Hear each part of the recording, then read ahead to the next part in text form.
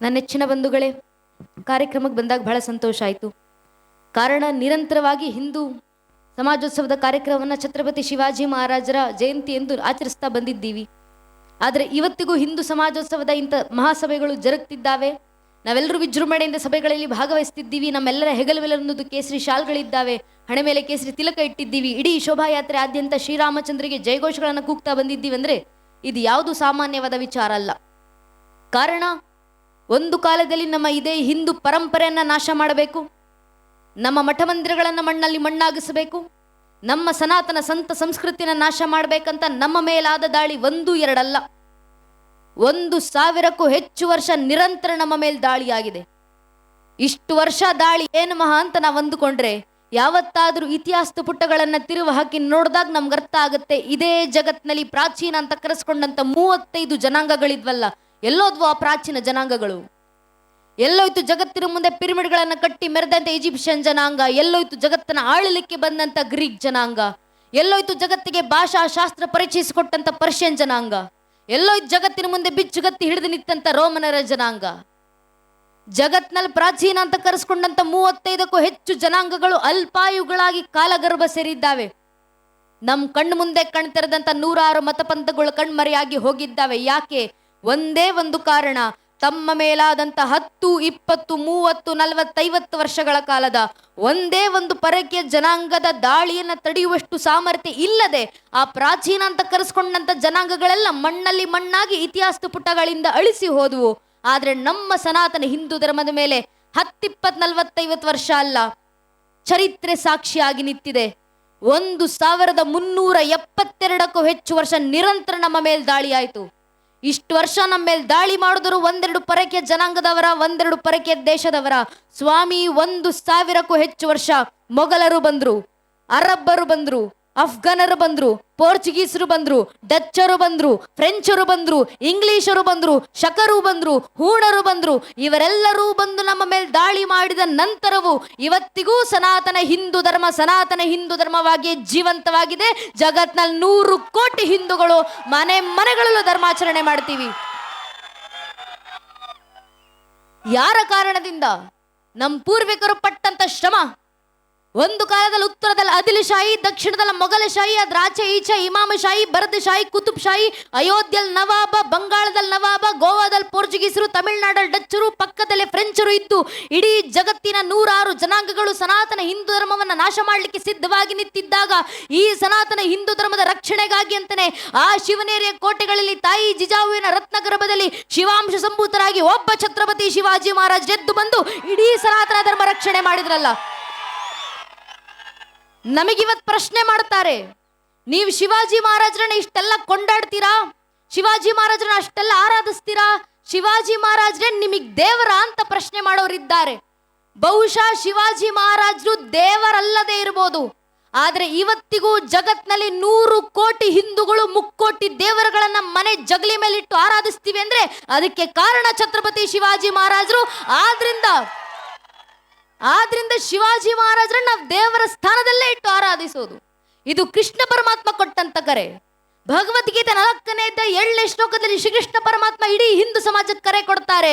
ಯದಾ ಯದಾ ಹಿ ಧರ್ಮಸ್ಯ ಗ್ಲಾನಿರ್ಭವತಿ ಭಾರತಃ ಅಭ್ಯುತ್ಥಾನಮ ಧರ್ಮಸ್ಯ ದದಾತ್ಮಾರುಜಾಮ್ಯಂ ಪರಿತ್ರಾಣಿಯ ಸಾಧುನ ವಿನಾಶ ದುಷ್ಕೃತ ಧರ್ಮ ಸಂಸ್ಥಾಪನಾರ್ಥಾಯ ಸಂಭವಾಮಿ ಯುಗೆ ಯುಗೆ.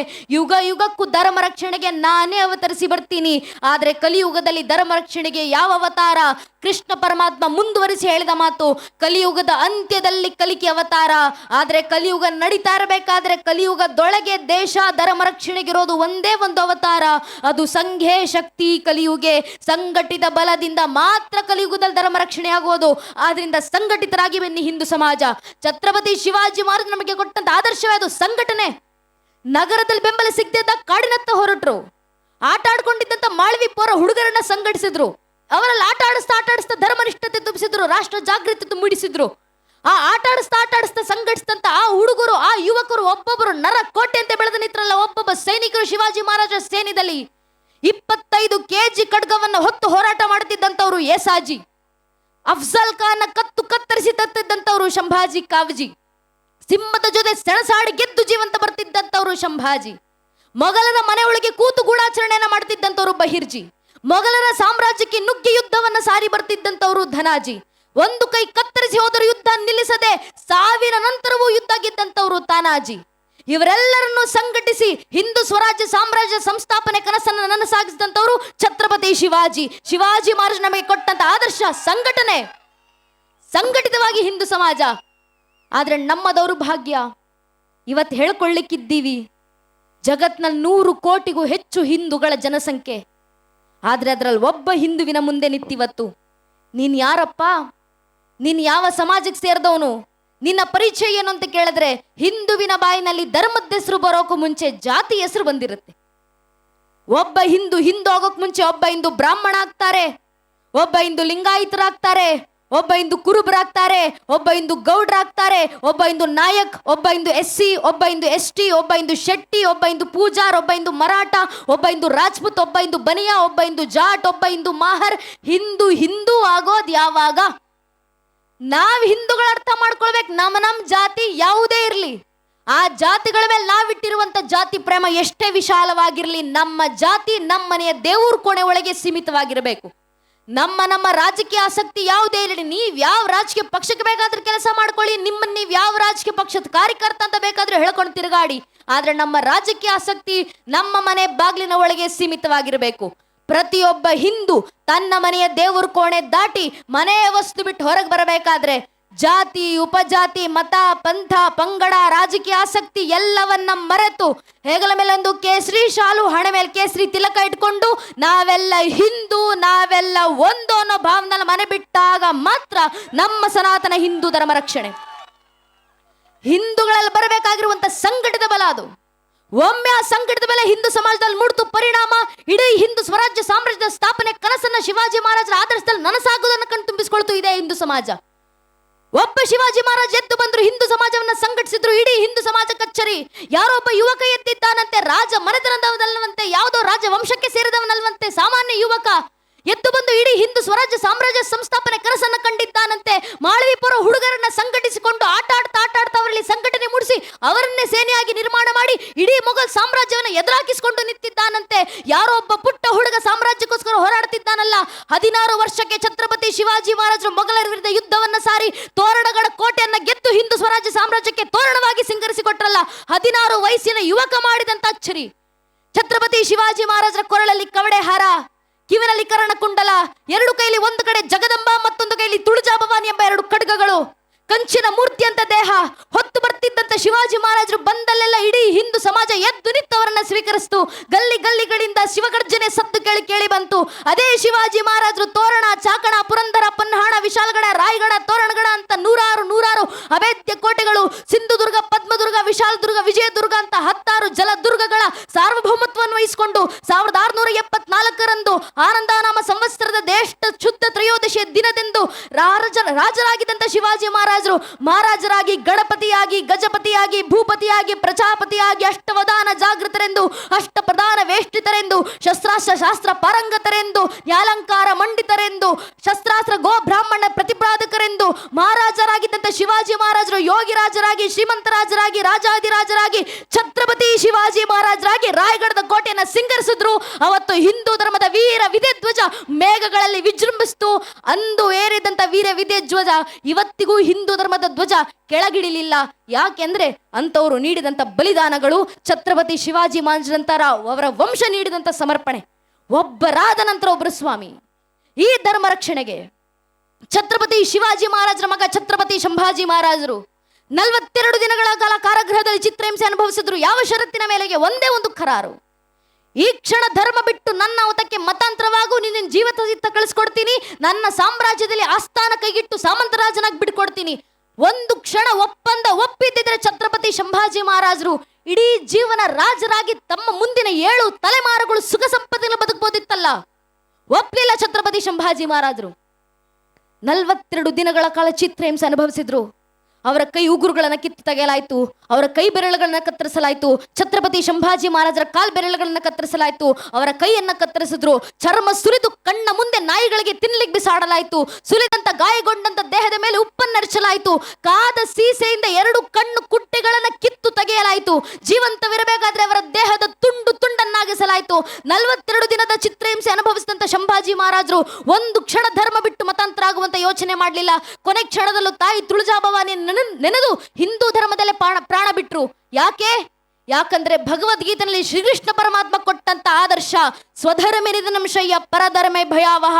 ಧರ್ಮ ಬಿಟ್ಟು ಮತ್ತೊಂದು ಮತಕ್ಕೆ ಮತಾಂತರವಾಗಿ 100 ವರ್ಷ ಬದುಕೋದಕ್ಕಿಂತ ನನ್ನ ಧರ್ಮದಲ್ಲಿ 1 ದಿನ ಬದುಕಿದ್ರು ಸಾಕು, ನರಸಿಂಹನಂತೆ ಸಾಯ್ತೀನಿ ಅಂತ ಕೃಷ್ಣ ಪರಮಾತ್ಮ ಕೊಟ್ಟಂತ ಆದರ್ಶ. ಅದನ್ನ ಜೀವಂತ ಸಾಕ್ಷಿಗೊಳಿಸಿದವರು ಛತ್ರಪತಿ ಸಂಭಾಜಿ ಮಹಾರಾಜರು. ಅಂತವರಲ್ಲಿ ಧರ್ಮ ನಿಷ್ಠತೆಯನ್ನು ತುಂಬಿಸಿದ್ರು ಒಬ್ಬ ಛತ್ರಪತಿ ಶಿವಾಜಿ ಮಹಾರಾಜರು. ಒಬ್ಬ ಶಿವಾಜಿ ಮಹಾರಾಜರು ತಯಾರು ಮಾಡಿದಂತ ಸೇನೆರಿ ಅದು. ಒಬ್ಬ ಶಿವಕಾಶಿ ಛತ್ರಪತಿ ಶಿವಾಜಿ ಮಹಾರಾಜರು ಕೋಟೆನಲ್ಲಿ ಕೂತಿದ್ದಾರೆ. ಇಡೀ ಕೋಟೆಯನ್ನ ಬಿಜಾಪುರದ ಸುಲ್ತಾನನ ಸೈನಿಕರು ಬಂದು ಆವರಿಸಿಕೊಂಡಿದ್ದಾರೆ. ಅವರ ಮುತ್ತಿಗೆ ತರವಾಗ್ತಿಲ್ಲ. ಛತ್ರಪತಿ ಶಿವಾಜಿ ಮಹಾರಾಜರು ಕೋಟೆಯಲ್ಲಿ ಉಳಿದ್ರೆ ಒಂದು ಹಸುವಿನಿಂದ ಸಾಯಬೇಕು, ಹೊರಗೆ ಬಂದ್ರೆ ಆ ಮೊಘಲರ ಸೇನೆಯಿಂದ ಸಾಯಬೇಕು. ಕೋಟೆ ಒಳಗೆ 600 ಜನ ಹಿಂದೂ ಸೈನಿಕರಿದ್ದಾರೆ. ಕೋಟೆ ಹೊರಗೆ ಬಿಜಾಪುರದ ಸುಲ್ತಾನನ 12,000 ಜನರ ಸೇನೆ ಎದುರಿಗೆ ನಿಂತಿದೆ. ಏನು ಮಾಡಬೇಕು? ಒಬ್ಬ ಶಿವಕಾಶಿದ್ ಎಂಬ ಈಗ ನಾವು ಹೇಳುವಂತ ಸವಿತಾ ಸಮಾಜಕ್ಕೆ ಸೇರಿದಂತ ವ್ಯಕ್ತಿ ಕ್ಷೌರಿಕರು ವೃತ್ತಿಯಿಂದ ಶಿವಕಾಶಿದ್ ಬಂದು ಶಿವಾಜಿ ಮಹಾರಾಜರ ಮುಂದೆ ನಿಂತು ಕೇಳ್ತಾರೆ, ಮಹಾರಾಜರೇ, ನಾನು ನೋಡ್ಲಿಕ್ಕೆ ನಿಮ್ಮ ರೀತಿಯೇ ಇದ್ದೀನಿ. ನನ್ನ ಮುಖ ಚೇಹರೆ, ನನ್ನ ದೇಹದ ಆಕಾರ ಎಲ್ಲವೂ ನಿಮ್ಮ ರೀತಿಯಲ್ಲೇ ಇದೆ. ನಿಮ್ಮ ರಾಜ ಮುದ್ರೆ ವಸ್ತ್ರವನ್ನ ಧರಿಸಿ ನಾನು ಕೋಟೆಯಿಂದ ಹೊರಗೆ ಸಂಧಾನ ಹೊತ್ಕೊಂಡು ಹೋಗ್ತೀನಿ. ಅವರ ಮೊಘಲರ ಸೇನೆಯ ಮುತ್ತಿಗೆ ತೆರವಾಗುತ್ತೆ. ನೀವು ಆ ಕ್ಷಣ ಕೋಟೆಯಿಂದ ಬಿಟ್ಟು ಹೊರಗೆ ಹೋಗಿ. ಶಿವಾಜಿ ಮಹಾರಾಜರು ಮರು ಪ್ರಶ್ನೆ ಮಾಡಿದ್ರು, ನನ್ನ ಹೆಸರನ್ನ ಹೊತ್ತು ನಾನು ಅಂತ ನೀನು ಹೊರಗೆ ಹೋಗ್ತೀಯಾ? ಹೊರಗೋದ್ರೆ ಮುಂದೆ ನಿನ್ನ ಪರಿಸ್ಥಿತಿ ಏನಾಗುತ್ತೆ? ಶಿವಕಾಶಿದವ್ರು ನಗ್ತಾ ಉತ್ತರ ಕೊಡ್ತಾರೆ, ನನಗೆ ಗೊತ್ತು ಶಿವಾಜಿ ಮಹಾರಾಜರೇ, ನನ್ನನ್ನು ಸಾಯಿಸ್ತಾರೆ. ಆದ್ರೆ ಹುಟ್ಟಬೇಕಾದ್ರೆ ಶಿವ ಕಾಶಿದ್ದಾಗಿ ಹುಟ್ಟಿದ್ದೀನಿ, ಸಾಯ್ಬೇಕಾದ್ರೆ ಛತ್ರಪತಿ ಶಿವಾಜಿ ಆಗಿ ಸಾಯ್ತೀನಿ. ಇದಕ್ಕಿಂತ ಪುಣ್ಯದ ವಿಚಾರ ಜೀವನದಲ್ಲಿ ಇನ್ನೇನ್ ಸಿಗ್ಲಿಕ್ಕೆ ಸಾಧ್ಯ ಅಂತ ಮರಣವನ್ನ ಮಹಾನವಮಿ ಅಂತ ಒಪ್ಪಿ ಹೋದಂತವರಿದ್ದಾರಲ್ಲ, ಶಿವಕಾಶಿದ್ದವರನ್ನ ಸಾಯಿಸಲಾಯಿತು ಬಿಜಾಪುರದ ಸುಲ್ತಾನರ ಸೇನೆ. ಫಾಜಲ್ ಖಾನ್ ಅವರನ್ನ ಕೊಲ್ದ. ಛತ್ರಪತಿ ಶಿವಾಜಿ ಮಹಾರಾಜರು ಕೋಟೆಯನ್ನು ಬಿಡಿದು ವಿಶಾಲ್ಗಢದ ಕಡೆಗೆ ಹೊರಡಬೇಕು. ವಿಶಾಲ್ಗಢಕ್ಕೆ ಹೋಗುವ ವೇಳೆಗೆ ಉಳಿದಂತ ಬಿಜಾಪುರದ ಸೈನಿಕರು ಶಿವಾಜಿ ಮಹಾರಾಜರನ್ನು ಅಟ್ಟಿಸಿಕೊಂಡು ಬರ್ತಿದ್ದಾರೆ. ಒಬ್ಬ ಬಾಜಿ ಪ್ರಭು ದೇಶಪಾಂಡೆ ಮಧ್ಯದಲ್ಲಿ ಪಾವನಕಿಂಡಿನಲ್ಲಿ ನಿಂತು ಹೇಳ್ತಾರೆ, ನೀವು 600 ಜನ ಸೈನಿಕರಿದ್ದೀವಿ ಹಿಂದೂ ಸೇನೆಯಲ್ಲಿ, ನನಗೆ 600 ಜನ ಬೇಕಾಗಿಲ್ಲ, 300 ಜನರನ್ನ ಶಿವಾಜಿ ಮಹಾರಾಜರು ನಿಮ್ಮ ರಕ್ಷಣೆಗೆ ಕರ್ಕೊಂಡು ಹೋಗಿ, 300 ಜನ ಹಿಂದೂ ವೀರರು ನನ್ನ ಕೈ ಕೊಟ್ಟು ಹೋಗಿ ಸಾಕು. ನೀವು ವಿಶಾಲ್ಗಢ ತಲುಪಿ ಅಲ್ಲಿ 3 ತೋಪುಗಳನ್ನು ಆರಿಸುವವರೆಗೂ ಒಬ್ಬ ಸೈನಿಕ ಇಲ್ಲಿಂದ ಜಾಗ ಖಾಲಿ ಮಾಡೋದಿಲ್ಲ. ನಾವು ಉತ್ತರ ಕೊಟ್ಟು ಬಾಜಿಪ್ರಭು ದೇಶಪಾಂಡೆ ಅಲ್ಲೇ ಉಳಿತಾರೆ. ಬಾಜಿಪ್ರಭು ದೇಶಪಾಂಡೆ ಅವರ 2 ಕೈಗಳಲ್ಲಿ ಖಡ್ಗ. ಒಂದೇ ಒಂದು ದಿನ ಬಾಜಿಪ್ರಭು ದೇಶಪಾಂಡೆ ಅವರು ಕವಚ ಹೊತ್ತಿದ್ದಿಲ್ಲ. ಎಲ್ಲಾ ವೀರ ಕೈಲಿ ಒಂದು ಕೈಲಿ ಕವಚ, ಮತ್ತೊಂದು ಕೈಲಿ ಖಡ್ಗ ಹಿಡಿದ್ರೆ ಬಾಜಿಪ್ರಭು ದೇಶಪಾಂಡೆ 2 ಕೈಲಿ ಖಡ್ಗ ಹಿಡಿತಿದ್ರು. ಯಾಕೆಂದ್ರೆ ಈ ಹಿಂದೂ ವೀರ ಬಾಜಿಪ್ರಭು ದೇಶಪಾಂಡೆ ಖಡ್ಗದ ಹಿರಿತವನ್ನ ಮೀರಿ ಬರುವಂತ ಸಾಮರ್ಥ್ಯ ಜಗತ್ನಲ್ಲಿ ಯಾವೊಬ್ಬ ವ್ಯಕ್ತಿಗೂ ಹುಟ್ಟಿಲ್ಲ, ಮುಂದೆ ಹುಟ್ಟೋದು ಇಲ್ಲ ಅಂತ 2 ಕೈಲಿ ಖಡ್ಗ ಇದ್ದು ಹೋರಾಟ ಮಾಡ್ತಿದ್ದಂತ ವ್ಯಕ್ತಿ. 300 ಜನ ಸೈನಿಕರು ಬಾಜಿಪ್ರಭು ದೇಶಪಾಂಡೆಯೊಂದಿಗೆ ಗಡಕಿಂಡಿನಲ್ಲಿ ನಿಂತಿದ್ದಾರೆ. ಎದುರಿಗೆ 12,000 ಜನ ಮೊಘಲರ ಸೇನೆ ಎದುರಿಗೆ ಬರ್ತಿದ್ದೆ. ಒಬ್ಬರಾದ ನಂತರ ಒಬ್ಬರನ್ನ ಸಂಹಾರ ಮಾಡ್ತಾ ಹೋಗ್ತಿದ್ದಾರೆ. ಸಂಹಾರ ಮಾಡ್ತಾ 1 ಗಂಟೆ ಕಳಿತು, 5 ಗಂಟೆ ಕಳಿತು, 10 ಗಂಟೆ ಕಳಿತು. 10 ಗಂಟೆಗಳ ಕಳೆದ ನಂತರ ಅಕ್ಕಪಕ್ಕದಲ್ಲಿ ಬರಬೇಕಾದಂತ ಖಡ್ಗದ ಘರ್ಷಣೆಗಳ ಸದ್ದು ಸ್ತಬ್ಧವಾಗಿ ನಿಂತಿದೆ. ಬಾಜಿಪ್ರಭು ದೇಶಪಾಂಡೆ ಅಕ್ಕಪಕ್ಕ ತಿರುಗಿ ನೋಡ್ತಾರೆ. ಎಲ್ಲಾ ಹಿಂದೂ ವೀರರಲ್ಲಿ 300 ಜನರಲ್ಲಿ 300 ಜನ ಹಿಂದೂ ವೀರ ಹುತಾತ್ಮರಾಗಿ ರಕ್ತದ ಮಡುವಿನಲ್ಲಿ ಬಿದ್ದಿದ್ದಾರೆ. ಉಳಿದಿರೋದು ಒಬ್ಬ ವ್ಯಕ್ತಿ ಬಾಜಿಪ್ರಭು ದೇಶಪಾಂಡೆ. ಎದುರಿಗೆ 5,000 ಜನರ ಮೊಘಲರ ಸೇನೆ, ಮುಂದೆ ಒಬ್ಬ ಬಾಜಿಪ್ರಭು ದೇಶಪಾಂಡೆ. ದೇಹ ಛಿದ್ರಗೊಂಡಿದೆ. ದೇಹದ ಅಂಗಾಂಗಗಳಿಂದ ರಕ್ತ. 2 ಕೈಯಲ್ಲಿ ಖಡ್ಗವನ್ನು ಹೊತ್ತಿದಂತ ಬಾಜಿಪ್ರಭು ದೇಶಪಾಂಡೆ ನಿರ್ಧಾರ ಮಾಡ್ತಾರೆ, ಆ ವಿಶಾಲ್ಗಢದ ಕೋಟೆಯಿಂದ 3 ತೋಪುಗಳ ಸದ್ದು ಕೇಳಿ ಬರೋವರೆಗೂ ಯಮನಿಗೆ ನನ್ನ ಉಸಿರಿನ ಸದ್ದು ಕೇಳಿಸುವಂತಿಲ್ಲ. 2 ಕೈಯಲ್ಲಿ ಖಡ್ಗವನ್ನ ಇತ್ತು ಹೋರಾಟ ಮಾಡ್ತಾರೆ. 10 ಗಂಟೆಗಳು ಕಳಿತು, 15 ಗಂಟೆಗಳು ಕಳಿತು, 18 ಗಂಟೆಗಳು ಕಳೆದಿದ್ದಾವೆ. ಎದುರಿಗಿರುವಂತಹ ಮೊಘಲರ ಸೇನೆಯಲ್ಲಿ 5,000 ಜನರಲ್ಲಿ 2,000 ಜನ ಸೈನಿಕರನ್ನ ಒಬ್ಬ ಬಾಜಿಪ್ರಭು ದೇಶಪಾಂಡೆ ನಿಂತು ಸಂಹಾರ ಮಾಡಿದ್ದಾರೆ. 18 ಗಂಟೆಗಳು ಕಳೆದ ನಂತರ ವಿಶಾಲ್ಗಢದ ಕೋಟೆಯಿಂದ 1 ತೋಪಿನ ಸದ್ದು ಕೇಳಿ ಬಂತು, 2ನೇ ತೋಪಿನ ಸದ್ದು ಕೇಳಿ ಬಂತು, 3ನೇ ತೋಪಿನ ಸದ್ದು ಕೇಳಿದ ಕೂಡಲೇ ಬಾಜಿಪ್ರಭು ದೇಶಪಾಂಡೆ ಅವರ 2 ಕೈಲಿದ್ದಂತ ಖಡ್ಗಗಳು ನೆಲಕ್ಕೆ ಜಾರಿದ್ವು. ಆ ಕ್ಷಣ ಬಾಜಿಪ್ರಭು ದೇಶಪಾಂಡೆ ಅವರು ತಾಯಿ ತುಳಜಾಭವಾನಿಗೆ ಜೈ ಭವಾನಿ ಅಂತ ಜೈಕಾರಗಳನ್ನು ಹಾಕ್ತಾ ಅದೇ ಕ್ಷಣದಲ್ಲಿ ರಕ್ತದ ಮಡುವಿನಲ್ಲಿ ಪ್ರಾಣವನ್ನ ಬಿಟ್ಟು ಬಿದ್ರಲ್ಲ. ಅಲ್ಲಿ ಶಿವಾಜಿ ಮಹಾರಾಜ ಸುರಕ್ಷಿತವಾಗಿ ತಲುಪಿದ್ದಾರೆ ಅಂತ 3 ತೋಪುಗಳ ಸದ್ದು ಕೇಳಿ ಬರೋವರೆಗೂ ಸಾವಿಗೆ ತಡಗೌಡಿಯನ್ನಿಟ್ಟು ಮೃತ್ಯುವಿಗೂ ಮೃತ್ಯುಂಜಯನಾಗಿ ನಿಂತಂತ ಬಾಜಿಪ್ರಭು ದೇಶಪಾಂಡೆ ಅಂತ ವೀರ ಸಮರ್ಪಣೆ ಇವತ್ತು ನಮ್ಮನ್ನ ಹಿಂದೂ ಅಂತ ಹೇಳ್ಕೊಂಡು ತಿರುಗಾಡ್ತಿದ್ದೀವಿ ಅಂತವರ ಸಮರ್ಪಣೆ ಅಂತವರ ಪ್ರೇರಣೆ ವ್ಯರ್ಥ ಆಗುವಂತಿಲ್ಲ. ನನ್ನ ನಿಮ್ಮ ಪೂರ್ವಿಕರು ಮೊಘಲರ ಆಳ್ವಿಕೆ ಸಂದರ್ಭದಲ್ಲಿ, ರಜಾಕರ ಸಂದರ್ಭದಲ್ಲಿ ನಮ್ಮ ಪೂರ್ವಿಕರ ಕತ್ತಿನ ಮೇಲೆ ಕತ್ತಿಯನ್ನಿಟ್ಟು ಈ ಕ್ಷಣ ಧರ್ಮವನ್ನು ಬಿಟ್ಟು ಮತಾಂತರ ಆಗು, ಇಲ್ಲವೇ ನಿನ್ನ ಪ್ರಾಣ ತೆಗಿತೀವಿ ಎಂದು ಹೇಳಿದಾಗ ನನ್ನ ನಿಮ್ಮ ಪೂರ್ವಿಕರು ಮೊಘಲರ ಕತ್ತಿನ ಅಂಚಿನಲ್ಲಿತ್ತಿದ್ದಂಥ ನಮ್ಮೆಲ್ಲ ಪೂರ್ವಿಕರ ಬಾಯಿಂದ ಬಂದಿದ್ದ ಆ ಕ್ಷಣದಲ್ಲಿ ಒಂದೇ ಒಂದು ಉತ್ತರ, ಬೇಕಾದ್ರೆ ಈ ಕ್ಷಣ ಪ್ರಾಣ ಬಿಡ್ತೀನಿ ಆದರೆ ಧರ್ಮ ಬಿಡೋದಿಲ್ಲ ಅಂತ. ಈ ಒಂದು ಉತ್ತರ ನಮ್ಮ ಪೂರ್ವಿಕರ ಬಾಯಿಂದ ಬಂದಿದ್ದ ನಮ್ಮನ್ನು ನಾವು ಹಿಂದೂ ಅಂತ ಹೇಳ್ಕೊಂಡು ತಿರುಗಾಡ್ತಿದ್ದೀವಿ. ಇಷ್ಟು ಶತಮಾನಗಳ ಸಂಘರ್ಷಗಳ ನಂತರ ಉಳ್ಕೊಂಡು ಬಂದಿರುವಂತ ಧರ್ಮ ನಮ್ಮ ಕೈಗೆ ಸೇರಿದೆ. ಕೈಯಲ್ಲಿರುವಂತ ಧರ್ಮ ಉಳಿಸಿ ಮುಂದಿನ ಪೀಳಿಗೆಗೆ ತಲುಪಿಸುವಂತ ಕೆಲಸ ನಾ ಮಾಡಬೇಕು. ಇದು ನಮ್ಮ ಜವಾಬ್ದಾರಿ. ಯಾವುದರ ಮೂಲಕ ಮಾಡ್ತೀರಾ? ಒಂದೇ ಒಂದು ಮಾರ್ಗ, ಅದು ಧರ್ಮ ಜಾಗೃತಿ. ಮನೆಗಳ ಶಿವಾಜಿ ಮಹಾರಾಜರಂತ ಮಕ್ಕಳು ಹುಟ್ಟಿ ಬರಬೇಕು. ಆದ್ರೆ ಮನೆಗಳ ಛತ್ರಪತಿ ಶಿವಾಜಿ ಮಹಾರಾಜರಂತ ಮಕ್ಕಳು ಹುಟ್ಟಿಬೇಕಂದ್ರೆ ಮನೆಯಲ್ಲಿರುವಂತ ಒಬ್ಬೊಬ್ಬ ತಾಯಿ ಕೌಶಲ್ಯ ಆದಾಗ ಮಾತ್ರ ಸಾಧ್ಯ ಆಗೋದು. ತಾಯಿ ಜಿಜಾಬಾಯಿ ಆದಾಗ ಮಾತ್ರ ಅದು ಸಾಧ್ಯ ಆಗೋದು. ಆದ್ರಿಂದ ತಾಯಂದ್ರು ಜಾಗೃತರಾಗಿ ಮನೆಯ ಮಕ್ಕಳ ಧರ್ಮ ಜಾಗೃತಿ ಮೂಡಿಸಿ, ತಾಯಂದ್ರು ಕೌಶಲ್ಯಾಗಿ ಮನ್ನಲ್ಲಿ ಹುಟ್ಟುವಂತ ಮಕ್ಕಳು ಶ್ರೀರಾಮಚಂದ್ರಂತೆ ಹುಟ್ಟುತ್ತಾರೆ. ತಾಯಂದ್ರು ಜಿಜಾಬಾಯಿ ಆಗಿ ಮನ್ನಲ್ಲಿ ಹುಟ್ಟುವಂತ ಮಕ್ಕಳು ಶಿವಾಜಿ ಮಹಾರಾಜರಂತೆ ಹುಟ್ಟುತ್ತಾರೆ. ಮಕ್ಕಳಲ್ಲಿ ತುಂಬಿಸಬೇಕಾಗಿರುವಂತ ಇತಿಹಾಸದ ಪ್ರಜ್ಞೆ, ವೈಚಾರಿಕ ಜಾಗೃತಿ ಯಾವ ಮಟ್ಟದಂದ್ರೆ ಮುಂದೊಂದಿನ ನಮ್ಮನೆ ಮಕ್ಕಳ ಮುಂದೆ ನಿಂತು ಯಾರಾದ್ರೂ ನೀನ್ ಯಾರಪ್ಪ, ನಿನ್ ಪರಿಚಯ ಏನು, ನೀನ್ ಯಾವ ಸಮಾಜಕ್ಕೆ ಸೇರಿದವನು ಅಂತ ಪ್ರಶ್ನೆ ಮಾಡಿದಾಗ ನಮ್ಮ ಮಕ್ಕಳ ಬಾಯಿನಲ್ಲಿ ಜಾತಿ, ಉಪಜಾತಿ, ಮತ, ಪಂಥ, ರಾಜಕೀಯ ಹೆಸರುಗಳ ಪರಿಚಯ ಬರೋದು ಬೇಡ. ನಮ್ಮ ಮಕ್ಕಳ ಬಾಯಿಂದ ಬರಬೇಕಾದಂಥ ತನ್ನದ ಪರಿಚಯ ಯಾವುದು? ಪೂಜ್ಯನೆ ಅಟಲ್ ಬಿಹಾರಿ ವಾಜಪೇಯಿಯವರು ಬರೆದು ಕೊಟ್ಟೋದಂಥ ಪರಿಚಯ.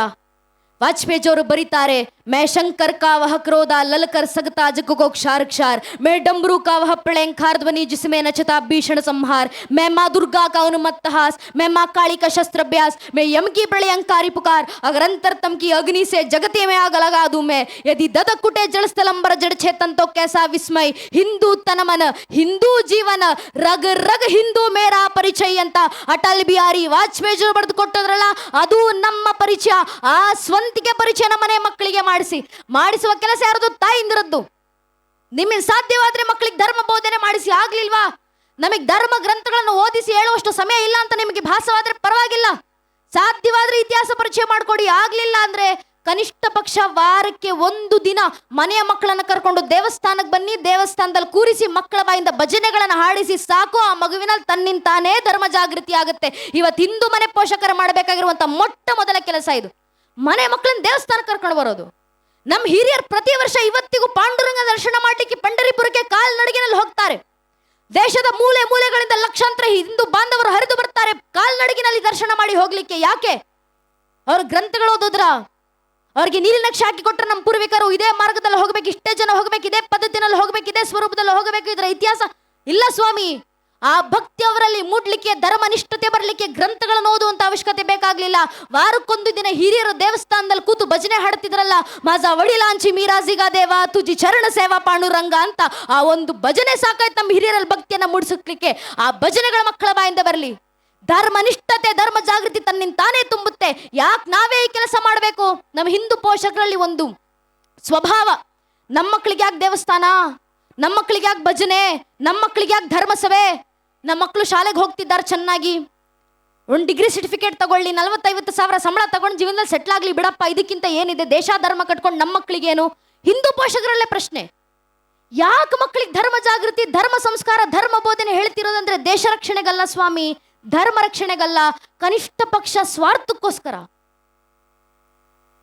ಇದೇ ಸ್ವಭಾವ, ದೇಶ ಧರ್ಮ ಕಟ್ಕೊಂಡು ನನಗೇನು ಅನ್ನೋ ಆಲೋಚನೆ ನಮ್ಮಲ್ಲಿ ಇದ್ದಿದ್ರಿಂದಲೇ 500 ವರ್ಷಗಳ ಹಿಂದೆ ಇದೇ ಹಿಂದೂ ಸಮಾಜ ಜಾವ ಬಿಟ್ಟು ಬರಬೇಕಾದಂತ ಪರಿಸ್ಥಿತಿ ಬಂತು.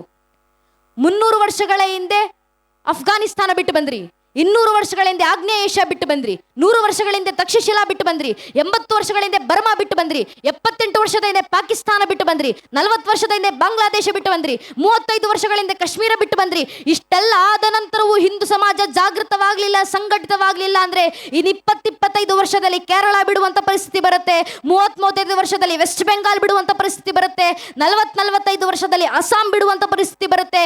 ಬಿಟ್ಟು ಎಲ್ಲಿಗೆ ಹೋಗ್ತೀರಾ ಹಿಂದೂ ಸಮಾಜ? ಜಗತ್ತಿನ ಬೇರೆ ದೇಶಗಳನ್ನ ತೊರೆದು ಭಾರತಕ್ಕೆ, ನಮ್ಮ ಸ್ವಂತ ರಾಷ್ಟ್ರಕ್ಕೆ ಬಂದ್ರಿ. ನಮ್ಮ ದೇಶದ ಇತರ ರಾಜ್ಯಗಳನ್ನು ಬಿಟ್ಟು ಹೋಗೋ ಪರಿಸ್ಥಿತಿ ಬಂದಾಗ ಮತ್ತೊಂದು ರಾಜ್ಯಕ್ಕೆ ವಲಸೆ ಬಂದ ಅಷ್ಟೇ ಪಡೆದ್ರಿ. ಮುಂದೆ ನಮ್ಮ ಪ್ರದೇಶ ಬಿಟ್ಟು ಹೋಗೋ ಪರಿಸ್ಥಿತಿ ಬಂದ್ರೆ ಎಲ್ಲಿಗೆ ಹೋಗ್ಬೇಕು ಹಿಂದೂ ಸಮಾಜ? ಜಗತ್ತಿನಲ್ಲಿರುವಂತ 200 ಕೋಟಿ ಕ್ರೈಸ್ತರು ಬಹುಸಂಖ್ಯಾತರಿರುವಂತ 125 ದೇಶಗಳಿದ್ದಾವೆ. 170 ಕೋಟಿ ಸುನ್ನಿಗಳು ಬಹುಸಂಖ್ಯಾತರಿರುವಂತ 60 ದೇಶಗಳಿದ್ದಾವೆ. 40 ಕೋಟಿ ಶಿಯಾಗಳು ಬಹುಸಂಖ್ಯಾತರಿರುವಂತ 4 ದೇಶಗಳಿದ್ದಾವೆ. 60 ಕೋಟಿ ಬೌದ್ಧರು ಬಹುಸಂಖ್ಯಾತರಿರುವಂತ 6 ದೇಶಗಳಿದ್ದಾವೆ. ಅಷ್ಟೇ ಯಾಕೆ, ಜಗತ್ತಿನಲ್ಲಿರುವಂತ ಒಂದೇ 1 ಕೋಟಿ ಜನಸಂಖ್ಯೆ ಯಹೂದಿಗಳು ಬಹುಸಂಖ್ಯಾತರಿರುವಂತ ಅವರದ್ದೇ ಒಂದು ದೇಶ ಇದೆ, ಇಸ್ರೇಲ್. ಆದ್ರೆ ಜಗತ್ತಿನಲ್ಲಿರುವಂತ 100 ಕೋಟಿ ಹಿಂದೂಗಳಿಗಿರೋದು ಒಂದೇ ಒಂದು ದೇಶ, ಅದು ನನ್ನ ದೇಶ ಭಾರತ ಮಾತ್ರ. ಅರ್ಥಾತ್ ಭಾರತ ಬಿಟ್ಟರೆ ನಮಗೆ ಬೇರೆ ನೆಲೆ ಇಲ್ಲ. ನನ್ನ ಮನ್ನಲ್ಲಿ ನಾನು ಸುಖವಾಗಿರ್ಬೇಕು, ನನ್ನ ಮಕ್ಕಳು ಸುಖವಾಗಿರ್ಬೇಕು, ಮೊಮ್ಮಕ್ಕಳು ಸುರಕ್ಷಿತವಾಗಿರ್ಬೇಕಂದ್ರೆ ನನ್ನ ಮನೆ ಸುರಕ್ಷಿತವಾಗಿರ್ಬೇಕಲ್ವಾ?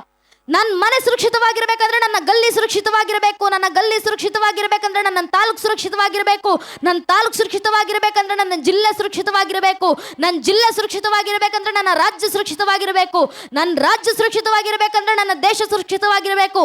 ನನ್ನ ಭಾರತ ದೇಶ ಸುರಕ್ಷಿತವಾಗಿರಬೇಕಂದ್ರೆ ನನ್ನ ಭಾರತ ದೇಶದ ಮೂಲ ಅಸ್ಮಿತೆ ಮತ್ತು ಅಸ್ತಿತ್ವವಾಗಿರುವಂತ ಸನಾತನ ಹಿಂದೂ ಧರ್ಮದ ಸಂರಕ್ಷಣೆ ಆದಾಗ ಮಾತ್ರ ಇವೆಲ್ಲವೂ ರಕ್ಷಣೆ ಆಗ್ಲಿಕ್ಕೆ ಸಾಧ್ಯ.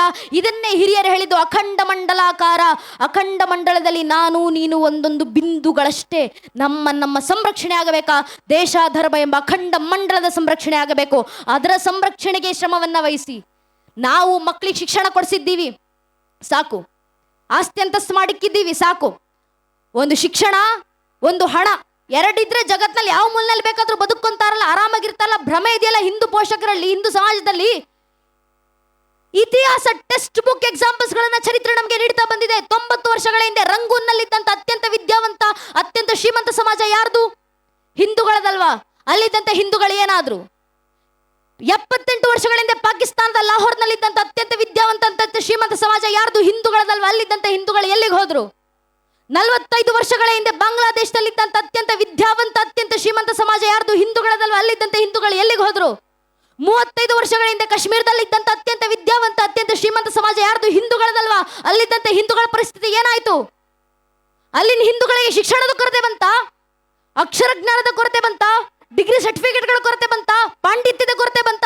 ಕಶ್ಯಪರ ಕಾಶ್ಮೀರ ಸ್ವಾಮಿಯದು ಇಡೀ ಸನಾತನ ಹಿಂದೂ ಧರ್ಮದ ಜ್ಞಾನ ಪರಂಪರೆಗೆ ಶಿಖರಪುಂಜವಾಗಿ ಬೆಳಗ್ತಿದ್ದಂತ ಕಾಶ್ಮೀರ. ಅವ್ರಿಗೆ ಅಕ್ಷರ ಜ್ಞಾನ ಕಡಿಮೆ ಆಯ್ತಾ? ಅವ್ರಿಗೆ ಆಸ್ತಿ ಅಂತಸ್ತು ಕಡಿಮೆ ಆಯ್ತಾ? ಪೂರ್ವಿಕರು ಶತಮಾನಗಳಿಂದ ಮಾಡಿಟ್ಟಂತ ಆಸ್ತಿ ಅಂತಸ್ತರ ಸುಖದ ಸುಪ್ಪತ್ತಿಗೆನಲ್ಲ ಅನುಭವಿಸ್ಕೊಂಡು ಬಂದವರಲ್ವಾ? ಕಾಶ್ಮೀರದ ಪಂಡಿತರಿಗೆ, ಕಾಶ್ಮೀರದ ಹಿಂದೂಗಳ ಕೊರತೆ ಆಗಿದ್ದೇನು? ಅಕ್ಷರ ಅಲ್ಲ, ಅಕ್ಷರಾಭ್ಯಾಸ ಅಲ್ಲ, ಶಿಕ್ಷಣ ಅಲ್ಲ, ಆಸ್ತಿ ಅಂತಸ್ತಲ್ಲ. ಎರಡೇ, ಒಂದು ಧರ್ಮ ಜಾಗೃತಿ, ಮತ್ತೊಂದು ಧರ್ಮ ಸಂಘಟನೆ. ಎರಡರ ಕೊರತೆ ಆದಿದ್ದರಿಂದ ಇವತ್ತು ಕಾಶ್ಮೀರದ ಹಿಂದೂಗಳ ಪರಿಸ್ಥಿತಿ ಏನಾಗಿದೆ ನಾವೇ ಜೀವಂತ ಸಾಕ್ಷಿಯಾಗಿ ದೇಶದಲ್ಲಿ ಗಮನಿಸ್ತಿದ್ದೀವಿ. ಇತಿಹಾಸ, ಪ್ರಸ್ತುತ ಎಲ್ಲವೂ ಹೇಳ್ತಾ ಬಂದಿರೋದು ಒಂದೇ ಒಂದು ಮಾತು: ಧರ್ಮ ಜಾಗೃತಿ, ಧರ್ಮ ಸಂಘಟನೆ. ಸಂಘಟಿತರಾಗಿ ಮನೆಗಳ ಧರ್ಮ ಜಾಗೃತಿ ತುಂಬಿಸಿ ನಾವು ಕಾರ್ಯಕ್ರಮ ಮಾಡ್ತಿರ್ಬೇಕಾದ್ರೆ ಜಾತಿ ಮತ ಪಂಥ ಅಂತ ಹೇಳಿಕೊಂಡು ನಮ್ಮ ನಾಯಕರನ್ನು ಜಾತಿ ಮತ ಪಂಥಗಳಿಗೆ ಸೇರಿಸಿ ಶಿವಾಜಿ ಮಹಾರಾಜರ ಜಯಂತಿ ಆಚರಿಸಿದ್ರೆ ನಾವ್ಯಾಕೆ ಶಿವಾಜಿ ಮಹಾರಾಜ ಜಯಂತಿ ಆಚರಿಸಬೇಕು? ಮಹಾರಾಷ್ಟ್ರದವರು ಆಚರಿಸ್ಕೊಳ್ತಾರ ಬಿಡಿ, ಮರಾಠರಿಗೆ ಆಚರಿಸ್ಕೊಳ್ತಾರ ಬಿಡಿ, ಅವ್ರೇನು ಕರ್ನಾಟಕದವ್ರು ಅಲ್ವಲ್ಲ? ಪ್ರಶ್ನೆ ಮಾಡ್ತೀವಲ್ಲ ನಾವೇ. ನಾನು ಹೇಳ್ತಿರೋ ಮಾತಲ್ಲ. R.C. ಧೀರಿ ಎಂಬ 13 ವರ್ಷಗಳ ಕಾಲ ಶಿವಾಜಿ ಮಹಾರಾಜರ ಮೇಲೆ ಇತಿಹಾಸವನ್ನು ಅಧ್ಯಯನ ಮಾಡಿ ಒಂದು ಪುಸ್ತಕ ಬರೆದಿದ್ದಾರೆ, ಶಿವಗಡಾಚ ಶಂಭು ಮಹಾರಾಜರಂತ, ಮರಾಠಿನಲ್ಲಿರುವಂತಹ ಪುಸ್ತಕ. ಅದರ ಸಾಧ್ಯ ಅನುವಾದ ಸಿಕ್ಕಿದ್ರೆ ದಯವಿಟ್ಟು ಓದಿ ನೋಡಿ. ಆ ಪುಸ್ತಕದಲ್ಲಿ R.C. ಧೀರೆ, ಮತ್ತೆ ಹೇಳ್ತಿದ್ದೀನಿ, 13 ವರ್ಷ ಅಧ್ಯಯನ ಮಾಡಿ ಬರೆದಿರುವಂತ ಪುಸ್ತಕ. ಆ ಪುಸ್ತಕದಲ್ಲಿ R.C. ಧೀರೆ ಅವರು ದಾಖಲಿಸ್ತಾರೆ, ಶಿವಾಜಿ ಮಹಾರಾಜರನ್ನ ಎಲ್ಲೂ ಮಹಾರಾಷ್ಟ್ರಕ್ಕೆ ಸೇರಿದವರು ಅಂತ ಹೇಳ್ತಾರೆ. ಶಿವಾಜಿ ಮಹಾರಾಜರದ ವಂಶದ ಮೂಲ ಪುರುಷ ಯಾರು ಅಂತ ಕೇಳಿದ್ರೆ ಶಿವಾಜಿ ಮಹಾರಾಜರ ವಂಶದ ಮೂಲ ಪುರುಷನ ಹೆಸರು ಬೆಳ್ಳಿಯಪ್ಪ ಅಂತ. ಈ ಬೆಳ್ಳಿಯಪ್ಪ ಇದ್ದಿದ್ದೆಲ್ಲಿ ಅಂದ್ರೆ ಮಹಾರಾಷ್ಟ್ರದಲ್ಲ, ನಮ್ಮದೇ ಕರ್ನಾಟಕದ ಗದಗಿನ ಹತ್ರ ಇರುವಂತ ಶ್ರೀಶೈಲ ಮಲ್ಲಿಕಾರ್ಜುನರ ದೇವಸ್ಥಾನದಲ್ಲಿ ಸೇವೆ ಸಲ್ಲಿಸಿಕೊಂಡಿದ್ದಂತ ಇಲ್ಲಿಯ ಮೂಲದವರು ಛತ್ರಪತಿ ಶಿವಾಜಿ ಮಹಾರಾಜರ ವಂಶದ ಮೂಲ ಪುರುಷರು. ನಮಗೆ ಶಿವಾಜಿ ಮಹಾರಾಜರ ವಂಶದ ಮೂಲ ಪುರುಷ ಕರ್ನಾಟಕದವರು ಮಹಾರಾಷ್ಟ್ರದವರು ಬೇಕಾಗಿಲ್ಲ. ಯಾಕಂದ್ರೆ ಶಿವಾಜಿ ಮಹಾರಾಜ್ ಎಂದಿಗೂ ನಾನು ಮರಾಠರಿಗೆ ಸಾಮ್ರಾಜ್ಯ ಕಟ್ತೀನಿ ಅಂತ ಹೋದಂತವರಲ್ಲ. ಶಿವಾಜಿ ಮಹಾರಾಜರು ಕೊಟ್ಟ ಆದರ್ಶ ಯಾವುದು? ಅಪ್ನಾ ಧರ್ತಿ ಅಪ್ನಾ ರಾಜ್. ಛತ್ರಪತಿ ಶಿವಾಜಿ ಮಹಾರಾಜ್ ಕ ಏಕೈ ಸಪ್ನ ಹಿಂದೂ ಸ್ವರಾಜ್, ಹಿಂದುವಿ ಸ್ವರಾಜ್ಯ ಸಾಮ್ರಾಜ್ಯದ ಸ್ಥಾಪನೆ ಕನಸನ್ನು ಕಂಡಂತವ್ರು ಶಿವಾಜಿ ಮಹಾರಾಜರು. ಅರ್ಥಾತ್ ಜಗತ್ನಲ್ಲಿರುವಂತ 100 ಕೋಟಿ ಹಿಂದೂಗಳು ಪ್ರತಿಯೊಬ್ಬರು ಹೃದಯ ಗರ್ಭದಲ್ಲಿ ಶಿವಾಜಿ ಮಹಾರಾಜರನ್ನ ಹೃದಯ ಸಾಮ್ರಾಟನಾಗಿತ್ತು ಆರಾಧಿಸಬಲ್ಲಂತ ಸಾಮರ್ಥ್ಯ ನಮಗಿದೆ. ಆ ಕೆಲಸವನ್ನು ಹಿಂದೂಗಳು ಮಾಡೋಣ. ನಾವು ಸಂಘಟಿತರಾಗೋಣ, ನಾವು ಧರ್ಮ ಜಾಗೃತಿ ಮೂಡಿಸೋಣ, ವೈಚಾರಿಕ ಜಾಗೃತಿ ಮೂಡಿಸಿ ಮನೆಯ ಮಕ್ಕಳಲ್ಲಿ ಶಾಸ್ತ್ರಕಾರರ ಮಾತು ವರಂ ಏಕಂ ಗುಣಿ ಪುತ್ರೋ ನಚಮೂರ್ಗ ಶತ ಇರಪಿ. ಧರ್ಮ ರಕ್ಷಣೆ ಆಗಬೇಕಂದ್ರೆ ಮನ್ನಲ್ಲಿ 20 ಜನ ಮಕ್ಕಳು ಬೇಕಾಗಿಲ್ಲ.